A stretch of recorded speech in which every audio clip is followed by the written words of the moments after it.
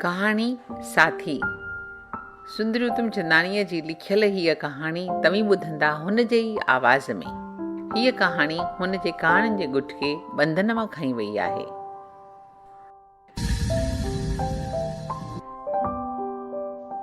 साथी घणी मुश्किलात खां पोइ स्कूल में नौकरी मिली वई। फिज़ा में गीत गूंजण लॻा। शायदि हूअ बि गीत गूंजंदा हुआ, पर मुंहिंजो मन नौकरीअ जी चिंता में चूर, ज़िंदगीअ मिठास खां मुनकर थी पई हुअसि। अॼु वरी बि पहाड़ जा लहंदड़ धारा नची नची ॻाए ॻाए हेठि लहण जो मौक़ो मिलियो। पहाड़ मां सुबुह जो कल्फ लॻल साड़ीअ जो पलव हवा में लहराईंदी स्कूल जे इमारत जा ॿ ॾाका मथे थींदी वियसि। प्रार्थना जे यादि थियसि। सॼे स्कूल जा मास्तर मास्तराणियूं शागिर्दनि जी कतार अॻियां सदाकत सां बीठा हुआ। मुंहिंजो मन त अॼु हिकु हिकु नए मोंडे खे अजायब घर जे चीजुनि वांगुरु चिताए चिताए ॾिसणु लॻो। नज़र फिरंदे फिरंदे हिकु कदावर मास्तर ते अटकी बीह रही। मुंहिंजे दिलि में हिन लाइ हिकु तस्वीर ठही वई। वॾे तुर वारो वणु, वॾे तुर वारो वणु। हू प्रार्थना महिल पहिरीं कुझु वक़्तु अखियूं बंदि कयो बीठो हो, पर थोरी देरि खां पोइ अखियूं खोले यकटिक कंहिं ॻाल्हि खे ॾिसंदो रहियो। ख़बर न आहे छा ते ॾिठई। संदसि अॻियां अहिड़ी चीज त हुई कान जा नई चइजे। मां बराबरि नई हुअसि, पर हिन मूं ॾांहुं त कोन पई निहारियो। प्रार्थना पूरी थी, ॿारनि जूं कतारूं हलणु लॻियूं त बि हीउ शख़्स अहिड़ो को दृश्य ॾिसी रहियो हो जो सभु कतारूं लंघंदी वियूं, पर हू उन ॾिसण में मगन हो। ॿियनि मास्तरनि सां गॾु मां बि संदसि अॻियां लंघी वियसि ऐं वेंदे वेंदे ॾिठुमि त संदसि वेझो अचण महिल हिकु ॿिए मास्तराणीअ अतर सां तर रूमाल खे मुठ मां आज़ादु करे हवा में लोॾाए छॾियो, सुराण पखेरे छॾियईं। मां दिलि खां पुछो, हिन ईअं छो कयो? दिलि चयो, मेनका खे की न शौक़ु थियो विश्वामित्र जी अॾोरता खे लोॾाइण ते, पर हीअ ॾिसी त अचल खरो। स्कूल में नओं कमु संभालींदे 2-3 ॾींहं हीउ शख़्स ईअं ई चइजे त मूंखां सफ़ा विसरी वियो। पर जाई पंहिंजे पेर खुतल सम्झमि ताईं मुंहिंजी निगाह हिन वॾे थुर वारे वण ते वड़ी वेंदी पई। ज़मीने खुतल पारुनि खां वठी टाड़ियुनि पननि वेंदे संदसि पाछे ताईं डोड़ी डोड़ी जाचणु लॻसि। हिकु ॻाल्हि हिन बाबति ॾाढी अजीब लॻी। सभु मास्तराणियूं खेसि बाबा पियूं कोठीनि ऐं हिकिड़ी मास्तरी खेसि भाऊ पई चए। पुछा करण ते ख़बर पई त उहा जेका भाऊ चए थी उहा संदसि धीउ आहे। मां बि पॾ करे वियसि, वञी संदसि धीउ खे वाधाई ॾिनमि। चयोसि, भागन वारी आई, हैरो पीउ तुंहिंजो बाबा आहे। हूअ वञी खिली खिली बीहंदी वई। चयईं, वञ बाबा त तुंहिंजो हूंदो, सॼे जग जो हूंदो, मां त खेसि भाऊ चवंदी आहियां। मां अलबत फिकींदी वियसि, लेकिन हार वञण वारी त की न हुअसि। खिली चयमि, हैरे माण्हू खे मां बाबा त छा पंहिंजो साथी सॾण में पार न करियां। साथी साथी अखर ते बि सभु मास्तराणियूं वरी खिलण लॻियूं, पर ओचितो ई ओचितो सभु ॿाठ में थी वियूं। मुंहिंजे बिल्कुलु वेझो अची बाबा चवणु लॻो, सच की असीं ॿई अॼु खां वठी साथी थी रहंदासीं, हिकु कुर्सी सेरे वेही रहियो। चांहि अची वई हुई। मूं चांहि जो हिकु कोप टे मां खणी साथीअ खे अॻियां वधाईंदे चयो, हलो कॉमरेड।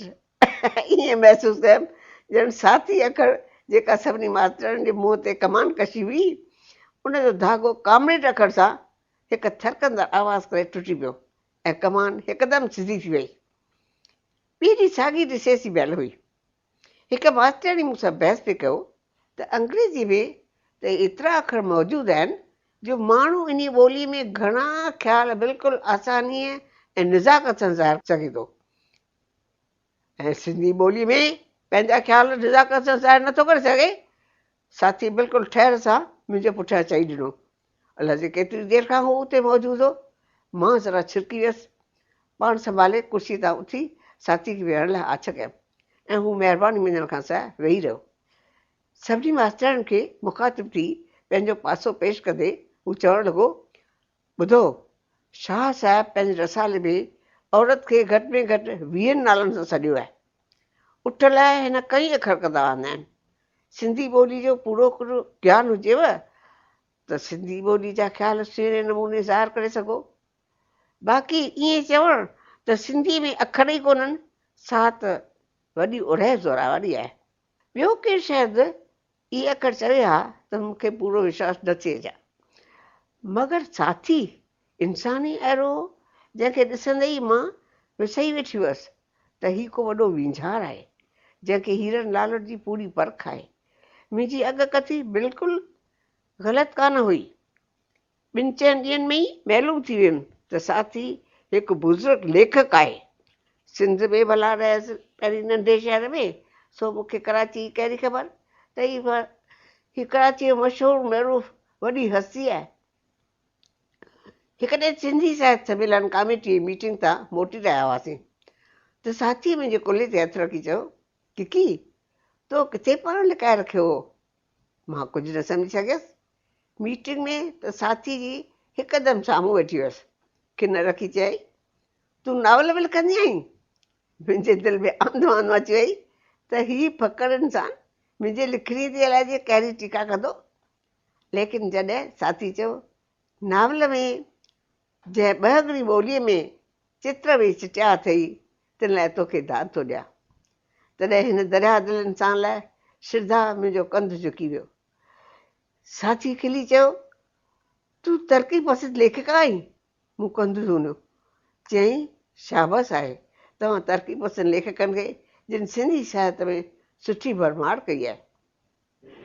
मां बाज़े बाज़े साथी जे घर हली वेंदी हुअसि। हिकु ॾींहुं खेसि बिस्तरे ते चढ़ियमि। मज़बूत शरीर हिकु राति में निबल थी वियो हो।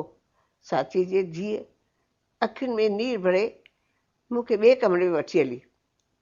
चई, भेण डॉक्टर खेनि आराम करण लाइ चई वियो आहे, पर राति खां वठी अलाए जे कहिड़ा ॿोल थो ॿोले। मूं चयो, छा थो चवे? धीउ ॾझंदे चवे थो, मां हिन में खट तांकी न उथंदुसि, पर मुंहिंजे मरण ते इच्छा असुल कान्हे। भला सॼी उमिरि कंहिं सच जी कमाई, सो बीमारीअ मां छुटण लाइ पैसो किथां अचे? मां वाइड़ी थी वियसि। बाबा, साथी, मौत हिकु अजीब सन्नाटो अची वियो। ॼण दिलि जे धक धक बीठी वई। मां धीरे धीरे वञी साथी जे कमरे में वेही रहियसि। हू जागी पियो। मूंखे ॾिसी चई, अची वई आहे नंढड़ी शाख? चयमि, तव्हांखे ख़बर आहे पहिरीं दफ़े तव्हांखे ॾिसी मूं दिलि में छा चयो हो? छा चयो हुए? मूं चयो हो, वॾे थुर वारो वर। वॾे थुर वारो वर। पर जंहिं वण जे पारनि खे कीरो लॻाए उहो वॾो थुर रखी छा कंदो? साथी जी उदास निगाह सॼे कमरे जे दीवारनि तां फिरंदी फिरंदी दरवाज़े ते बीहिजी वई। ॼण चई रही हुई, अलविदा नंढड़ी शाख, अलविदा। अलविदा अखर तस्वर करे ॾकी वियसि। साथी चयो, सालनि खां हिकिड़ी नुकिड़ी बीमारी हलंदी अचे, पर हमेशह हथु तंग हो, हाणे त बीमारी रग रग में वकोड़े वई आहे। मूंखे साथी जी शाहूकार दिमाग़ जी त घणी ॼाण हुई। सोचियमि, तव्हांजो हथु तंग थियो त छा थियो? तव्हीं समाज जी मिल्कियत आहियो, तव्हीं छो बीमार रहो? हिन समाज जी मिल्कियत? साथी खिलणु लॻो। हिकु फिकी निरास खिल, जंहिंमां सारी ज़िंदगी जूं नाउमीदूं ऐं हसरतूं टपकी पयूं। किकी, हिन समाज में त रुपयनि पैसनि खे ई मिल्कियत सॾियो वेंदो आहे। इंसान खे मिल्कियत सम्झण वारी शायदि ॿी का समाज आहे जा ठाही वेंदी। उन राति मूंखे निंड ई कीन आई। साथी जूं नाउमीद निगाहूं दरनि दरियुनि ताकनि भितियुनि तां हलंदियूं अचो अॻियां बीहनि। सुबुह जो अखि लॻी वई त ॾिसां हिकु सख़्तु तूफ़ान अची रहियो आहे ऐं उन में हिकु वॾे थुर वारो बर जो वणु पारनि खां छिकिजी छिकी ज़मीन सां ज़ोरी ज़ोरी पलव छॾाए धराम करे पट ते किरी पियो आहे। मां कीक करे जागी पियसि। सुबुह जो स्कूल में वियसि, पर पढ़ण ते मन न पियो लॻे। दिलि जे तहान मां हिकु सॾु पियो अचे, साथी, साथी ओ साथी। मोकल खां अॻु ई बाबा जे घर ॾांहुं कदम हली विया, मगर चौंठ वटि अची बाड़ी थी पिया। बाबा जो वॾो वॾो शरीर खट तां लाथो वियो हो। संदसि मथनि वटि ॾीओ रखियो वियो हो। साहित जो घोटु लावणनि में वेरियो पियो। हिकु कुंड वठी वेही रहियसि। हिकु ॿुढड़ीअ पाण कढी चई रही हुई, हाय मुंहिंजे लाडण, कई ॾींहं कणिक चपटीअ, हिकिड़ीअ कतल ते बि गुज़र कयो, पर पंहिंजे लाडन ताईं लोडन राथाईं। हाय फाकन हणी मुंहिंजे लाडल जूं रगू ई निपूड़े वरितियूं। मुंहिंजे अखियुनि मां बरसाति टिम पई। कई इंसान आया, कई विया, शाम ताईं गुलनि जा ढेर लॻी विया। मां कहिड़ा पुष्प चाढ़िया। मूंखे ईअं महसूसु थियो ॼण मुंहिंजनि हथनि जूं आङुरियूं रतो रती पियूं आहिनि।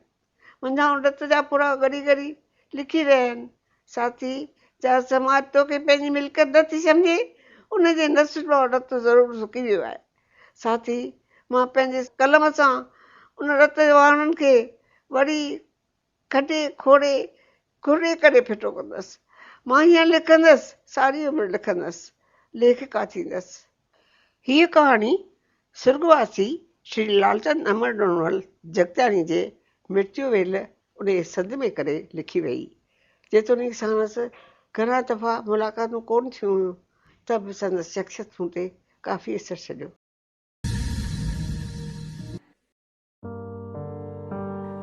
तव्हां ॿुधी रहिया हुआ कहाणी साथी श्रीमती सुंदरी उत्तमचंदाणीअ जे आवाज़ में। हुन जूं लिखियल ॿियूं कहाणियूं तव्हीं पढ़ी सघंदा हुन जे वेबसाइट www.sundriuttam.com ते। पंहिंजो रायो मोकिलींदा असांखे info@sindhisangat.com ते। पाण बि पढ़ो ऐं ॿियनि खे बि ॿुधायो। सिंध त फैलायो।